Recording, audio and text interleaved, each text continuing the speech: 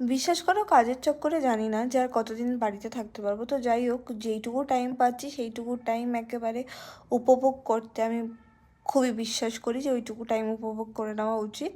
তো এখন আমরা বেরিয়েছিলাম নর্মালি একটুখানি আশেপাশে ঘুরতে, বাট তার আগে সৌনকের স্কুটিটা এত আমাদেরকে এবার কষ্ট দিল যে কি বলবো।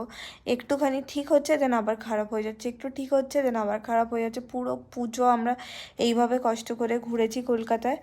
আর ওর পায়ের অবস্থাটাও ঠিকঠাক নেই, কারণ এতবার গাড়িটাকে ওকে ঠেলতে হয়েছে যে কিছু করার নেই।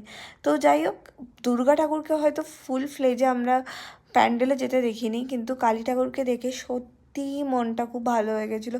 যতই হোক, কারণ ছোটোবেলা থেকে এই ফিলিংসগুলো মানে মিস তো কখনো করিনি, আর এখন বড়োবেলায় এগুলোকে চট করে ভুলে ফেলা সত্যিই খুব কঠিন। তো যাই হোক, ফাটাকেষ্ট থেকে আরম্ভ করে তার আশেপাশে যতগুলো কালী পুজোর মণ্ডপ ছিল সেগুলো দেখতে আমরা এসেছিলাম কালী পুজোর অনেক আগে, কারণ এগুলো সবই উদ্বোধন হয়ে গেছিলো আর প্রচণ্ড ভিড় ছিল। তো যাই হোক, কালী পুজোটা কেমন কাটলো নেক্সট ব্লগে তোমরা দেখতে পারবে। তো stay tuned till then, bye by.